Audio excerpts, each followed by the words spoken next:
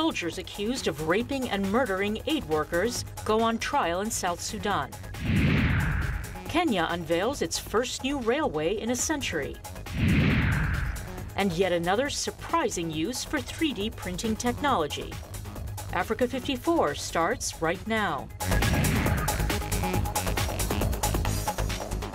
Good evening and welcome. I'm Vincent Makori. This is Africa 54.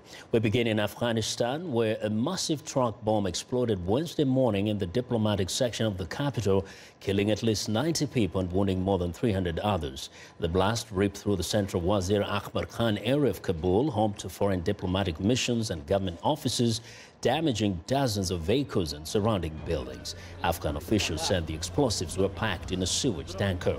The bombing happened in an area not far from the German embassy. German Foreign Minister Sigmar Gabriel said on Twitter an Afghan security guard was among those killed and that a number of employees were wounded. The blast mostly devastated a nearby building housing the main office of Roshan, the leading telecommunications service provider in Afghanistan. Afghan President Ashraf Ghani condemned the blast as an inhuman and cowardly attack against innocent civilians in the holy Islamic month of Ramadan. The latest violence comes as President Ghani is set to host a conference of neighboring and regional countries in Kabul next week to discuss ways to end an increasingly deadly Afghan conflict. In the first known prosecution of South Sudan government forces members on rape charges, a military trial opened Tuesday for 20 soldiers accused of murder and rape in an attack on international aid workers last year. Now, 13 of the suspects appeared in court in Juba, accused of storming the city's Terrain Hotel last July, stealing vehicles and beating and torturing nearly every person in the building. The hotel's manager testified that at least 5 female workers were threatened at gunpoint and raped, and a journalist was shot and killed. The incident that happened is an unfortunate incident, but those who committed the crime, we cannot just say they are South Sudanese People's Liberation Movement, but individuals that we are now defending. We will defend them until the end of the trial, and if they have the right, we will defend even the victims and the family of the victims. Those individuals who have committed the crimes must take responsibility. And if it happens that our clients are implicated in those crimes, then we'll have to be accounted for. Well, Human Rights Watch said terrified aid workers called for help from UN troops stationed just 1,200 meters from the Terrain complex, but there was no response. Now, the trial will resume next Tuesday. The chief military prosecutor said the accused face the death penalty if found guilty. Well, days after the latest North Korean missile test, the United States successfully conducts its own test involving a simulated attack by an intercontinental ballistic missile. U.S. officials call the drill a critical milestone in U.S. defense. Justus Man Oni reports. It was the first of its kind, a defensive drill simulating a nuclear missile attack on the United States. The U.S. military launched an intercontinental ballistic missile from the Marshall Islands, then fired a second missile from an Air Force base in California. The goal? To shoot down the mock warhead over the Pacific Ocean. And it worked. The second missile intercepted the first, destroying it in mid-flight over the ocean. The drill comes amid increased tensions with North Korea over its nuclear program. The rogue state has ramped up the pace of its missile tests in recent weeks, despite condemnation from the UN and many world leaders. Nothing is changing North Korea's actions. And so it's regrouping and saying, okay, what are we going to do if this is going to happen every other day? U.S. Ambassador to the United Nations Nikki Haley adds that the U.S. and Pyongyang's closest ally, China, are negotiating further Security Council actions on North Korea. At what point do we do the resolution is kind of the discussions we're having now. Is at what test model do we say, okay, now it's time for a resolution, or do we go ahead and go forward? And I think that's what we're trying to work on. Haley says the Trump administration believes China is using back-channel networking with North Korea to try to stop the nuclear testing. Jesus Meoni, VOA News, Washington. Well, Russia's defense ministry says its forces fired 4 cruise missiles from the Mediterranean toward Islamic State targets in Syria. Now, the ministry said the missiles were launched from a frigate and a submarine, striking heavy weapons and Islamic State militants near the city of Palmyra. Russia said it notified the United States, Turkey and Israel before firing the missiles. It did not say exactly when the strikes took place. The Palmyra area has seen a lot of fighting during the past year, with control of the city changing between Islamic State fighters and the Syrian government several times. Syrian forces currently hold the city. Russian forces have been involved in the Syria since late 2015 in support of Syrian President Bashar al-Assad. Russia has been criticized by the United States and other countries for not focusing enough on its air campaign against Islamic State targets. Well, days after President Donald Trump's first overseas trip, the contentious relationship between the news media and the White House was on full display. Embattled White House Press Secretary Sean Spicer abruptly cut short the first post-trip press briefing after once again lecturing reporters about their treatment of the president. It comes as reports circulate of an impending shakeup among White House communications staff. VOA's Bill Gallo has our report. Fresh off what the White House sees as a successful trip overseas, a reminder of Donald Trump's troubles at home. The White House fending off questions over Trump's son-in-law and advisor Jared Kushner, who reportedly discussed forming a secret communications channel with Russia before Trump took office. Press Secretary Sean Spicer refused to confirm or deny those reports, instead suggesting they are not credible. What your question assumes is a lot of facts that are not substantiated by anything but anonymous sources that are so far being leaked out. The Kushner story broke during Trump's first trip overseas, where he lectured NATO nations for not spending enough on defense. Many European leaders are worried about those comments, including German Chancellor Angela Merkel, who said this week the times we could fully rely on others are somewhat over. The comment seen by some as evidence Germany no longer trusts the U.S. as an ally. But the White House interpreted it as a win. That's great. That's what the president called for. He called for additional burden sharing. Spicer also commented on reports that he and other communication staff could be sidelined as part of a larger White House shakeup. Another possible change? Fewer on-camera briefings, allowing the president himself to communicate his message. Ultimately, the best messenger is the president himself.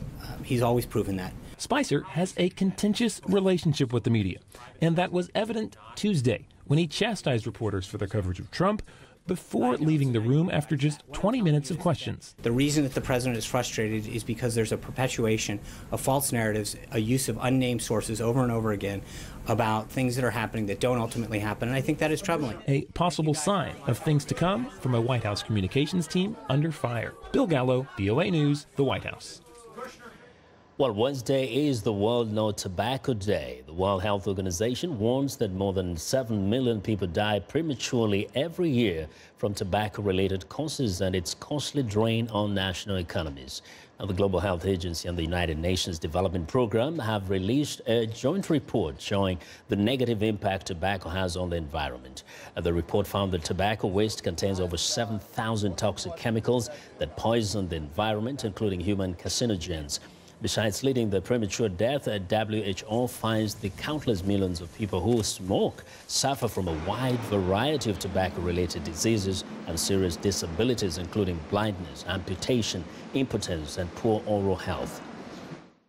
It damages the soil, it leads to deforestation, and has severe economic impact, which has not yet been fully documented because of lack of data, which the governments have not called upon the tobacco industry to report upon.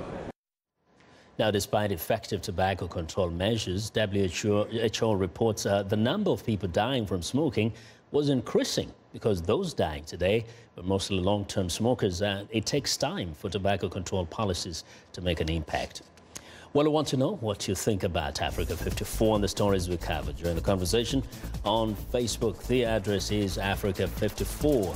We are also streaming our show live on Facebook, so check us out and share our show with your friends also. And check out our headlines 24/7 on voaafrica.com and find me on Twitter at VOA Vince Makori. Coming up, could Kenya's new railway revolutionize travel in the East African countries? Stay with us.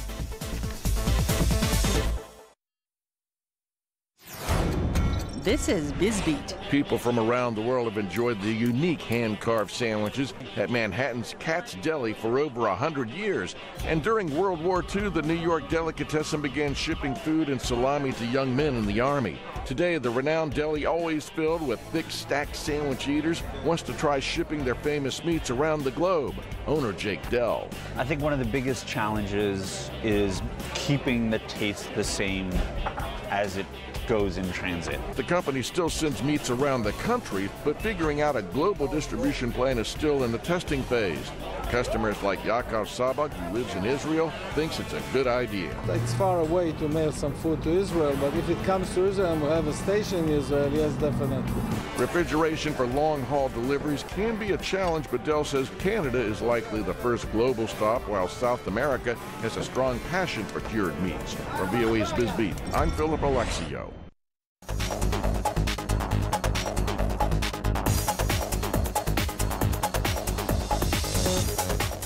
Well, turning to business, Monday, May 29th marks the 2-year anniversary of President Muhammadu Buhari taking office in Nigeria. Much of Buhari's term has been overshadowed by Boko Haram and plunging oil prices. Joining us live via remote from our New York bureau is Africa 54 business correspondent Jill Malandrino. Now, Jill, has Nigeria been able to tackle its key issues here?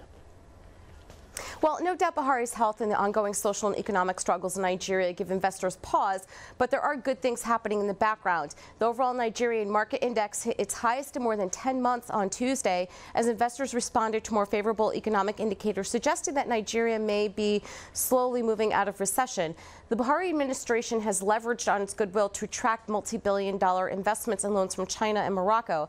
Buhari's April 2016 visit to China unlocked billions of dollars in infrastructure funding, and construction has started on the 150-kilometer-per-hour rail line between Lagos and Ibadan, the first major product of the collaboration. Now, do you think investor confidence is coming back to Nigeria, or is this just a temporary bounce? Well, that's a great question, and a chunk of it is hinged on Forex. The economy has been the major challenge of this administration.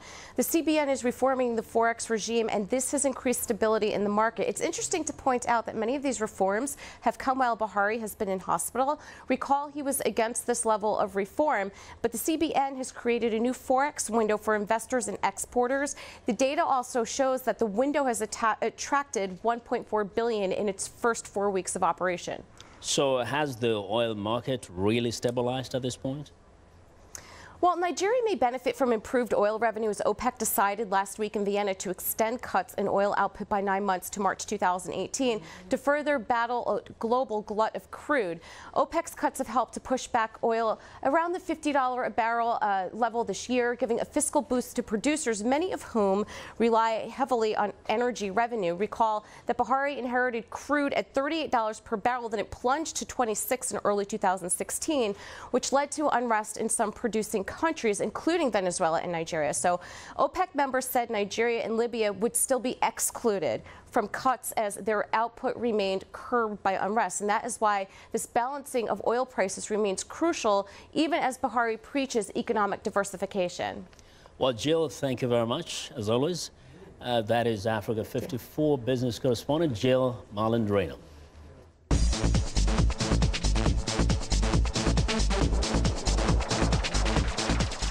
Now, from West Africa to East Africa, Kenya on Wednesday inaugurated the country's biggest infrastructure project since independence more than 50 years ago. Officials say the standard gauge railway is a morale booster in the country's industrialization and economic transformation.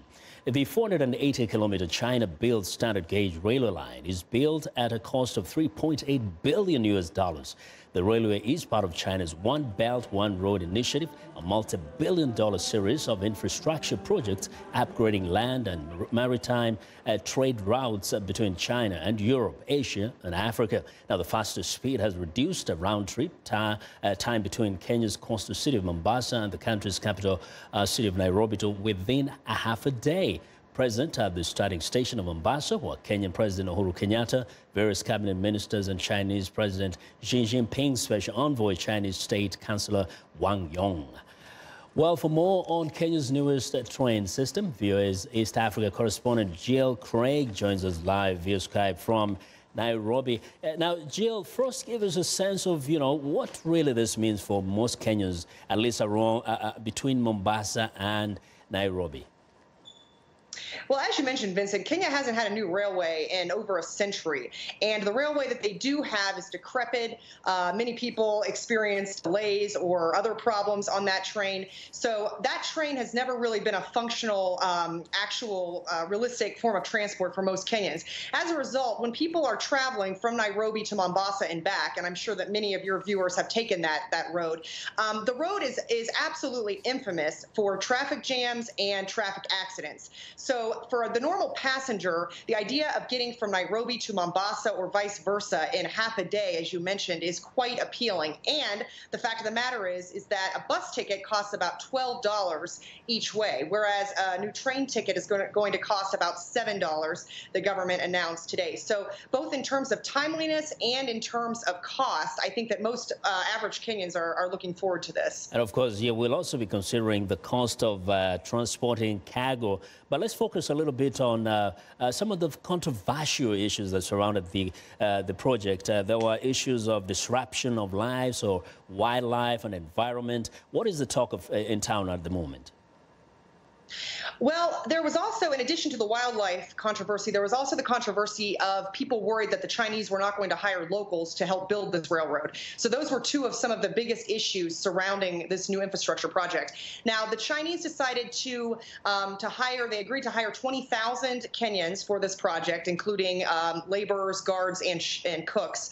And then in terms of the environmental impact, they decided that they would allow for an underpass. They would build an underpass for wildlife to migrate from one side of the railway to the other. It's Tsavo National Park, which many people are familiar with by the Lunatics Lions, famous man-eating lions of Tsavo. We don't have that anymore, to my knowledge, but I will say that was one concession that the Chinese made. Now, with that said, we still have an issue of Nairobi National Park. So what we inaugurated or launched today was phase 1 of this railway. The next phase will go from Nairobi to the border point with Uganda, and in that phase, it's set to go through Nairobi National Park. Currently, activists have there's a court order that is prohibiting building currently due to the work of activists, but we don't know what will happen next with that phase. So yes, there has been some controversy with this project. Now, we just mentioned that the president went to commission this railway line. I would know it's an election here. How kind of timely is this for those who are running for office at this time? Yes, in Kenya, we just kicked off official campaigning just the other day. And so, it's interesting because this is very politically based as well. So President Kenyatta is taking a lot of credit for what his administration has done in making sure that this project has gone through. Today, he did indeed inaugurate the new line. He made stops all the way along. I believe it was 6 or 7 stops he made from Mombasa to Nairobi. And there was definitely a bit of informal campaigning or perhaps formal campaigning that happened at each of those stops.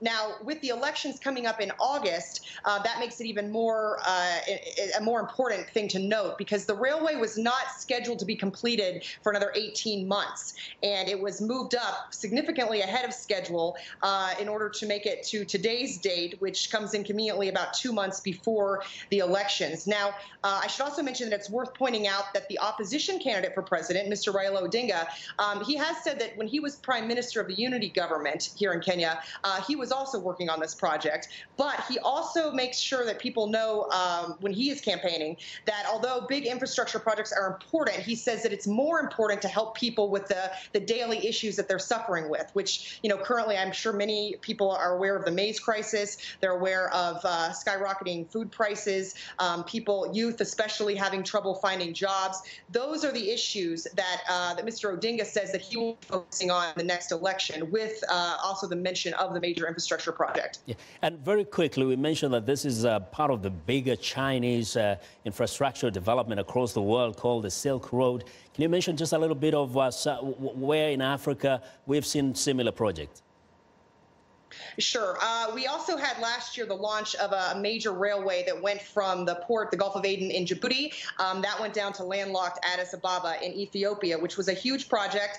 That one also, ironically perhaps, was also built about 100 years ago, this time by the French. So, so the Chinese have built that railway, we have this railway, and we expect more expansion. Definitely. We're watching China in Africa. Thank you very much, Jill, for your reporting. That is Thank you, Vincent. East Africa correspondent Jill Craig. It's time now for a short break. Still to come on Africa 54. Putting 3D printers to delicious use. We'll be right back.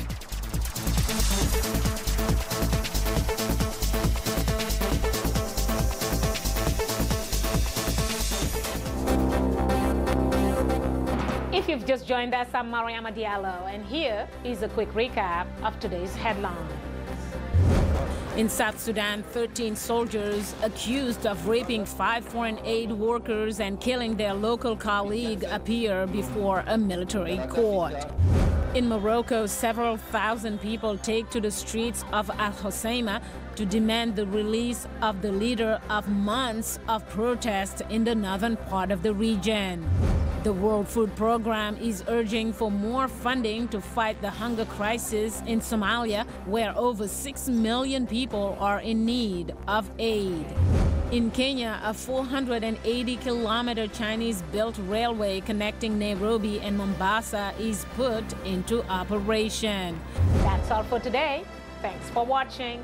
We'll see you next time.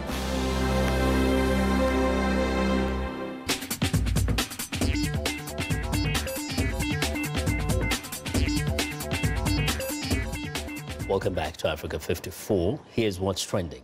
Producers in Belgium are increasingly switching to 3D printers to make chocolate. Now they say it is the only way to create shapes and small sculptures that are impossible to perfect by hand. 3D chocolate printing is bringing innovation to pastry chefs and allowing chocolatiers to be more inventive with their products. Since the printed chocolate products are hard to transport and may break when moved from one location to another, one of the printing company's future goals is to open workshops in different parts of the world. Well, next up, it may be small, but it's making big news at annual Taipei technology show Computex. Taiwan's leading computer hardware brand, Asus, is making headlines, unveiling what's claimed to be the world's thinnest convertible laptop, the ZenBook Flips. Measuring just over a centimeter in thickness, the laptop can easily be folded from tablet to standard tablet, laptop-style configuration. It's made from aluminum, weighing 1.1 kilograms and claims a battery life of around 11.5 hours. While the ZenBook Flips is the hottest gadget at this year's Computex, the big trend is virtual and augmented reality technology. Well, and finally, U.S. First Lady Melania Trump opened a window onto the luxury world over the weekend when she wore a $51,000 Dolce & Gabbana jacket to a launch on the sidelines of a global summit in Sicily. While the revelation sent many into sticker shock, the reality is that those kinds of prices belong to the most exclusive high end of high fashion that operate at the highest level of hand craftsmanship, accessible only to the very few. A floral applique jacket like the one Mrs. Trump purchased for this G7 outing, for example, would require many seamstresses' hours of hand embroidery. Sales of luxury goods are expected to grow by 2% to 4% this year. And that is what is trending today. Now, in South Africa, 150 manufacturers from Africa and other parts of the world converged in Cape Town for the 4th edition of the South Africa Trade Show. Africa 54's Esther Githu-Ewart tells us more. The event brought together exhibitors, suppliers, buyers and experts from various sectors to network and share ideas. The trade fair organizers say there is a growing potential for intra-Africa trade as businesses discover that they can capitalize on lower tariffs and closer markets within the continent. Market analysts say Africa needs to improve its textile production, which is flooded with cheap foreign imports. And like many other countries on the continent, Kenya imports about 100,000 tons of second-hand clothes a year. Sanyu Kalibala from Uganda agrees. In Uganda and most of East Africa, the textile industry is nearly non-existent in the sense that we don't produce much clothing. in East Africa. It's mostly monopolized by the second-hand clothing business. One thing that we find on the ground are beautiful materials. So what we do is that we source the materials locally, and we train our tailors to really become artisans in their own right. Madagascar's Jenny Randira founded Maraina Handbags and Accessories a year ago and hopes to tap the African market as well as Asia and Europe. Our goal is to provide the market with a very beautiful design, meaning having the same standard than the Westerner brands, but made in Africa, made in Madagascar, with all the standards that is required to be a really international brand. Itumeleng Taole from Lesotho says more needs to be done in the local procurement of raw materials to turn Africa's economy around. Because what we are struggling to use in Lesotho is material. Material is the problem. If we can have more fabric manufacturers who start business in our country, then we'll be better off, because I have to come to Joburg if I want to have material. Low-end manufacturing is beginning to shift to cheaper locations in some African countries like Ethiopia, which is building a reputation for producing clothes, shoes, and other basic goods thanks to the stable electricity and an improving transport infrastructure. For Mark Goliath of South African Industrial Development Corporation, the Africa Growth and Opportunity Act, AGOA, has been a boost for Africa's economy. Within Africa, the AGOA agreement has definitely offered African countries an opportunity, and countries such as Ethiopia and Kenya, Mauritius, Lesotho, Swaziland have all embraced that and have quite strong exports market to America. And slowly there's other countries who are also cottoning onto this and trying to grow the industrial base within their own region and country. So yes, there is definitely a resurgence within the industry. The trade fair proves Africa has the expertise and is ready for a new industrial revolution which calls for a solid manufacturing sector. Esther Githui-Ewart, VOA News, Washington. Well, and that's our show for today. Now, be sure to watch Africa 54 on our website at voaafrica.com. For more news, tune in to VOA's evening radio show, Africa News Tonight, at 1800 UTC. And in the mornings today, Break Africa between 0300 and 0600 UTC. That's Monday through Friday. Thanks a lot for watching. And from all of us in Washington, have a good night.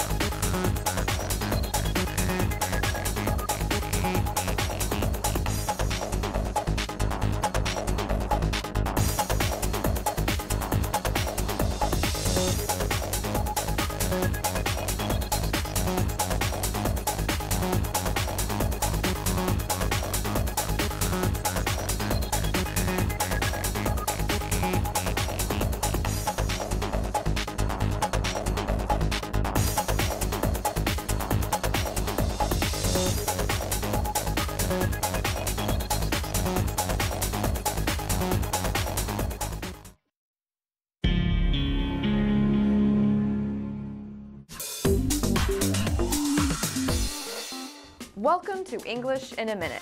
When something loses its original shape or form, it does not look very natural or comfortable. Bent out of shape. Hey, did you tell Greg about my dinner party? Yeah, I did. I thought he was invited. Well, now he's all bent out of shape because I didn't invite him. I'm sorry.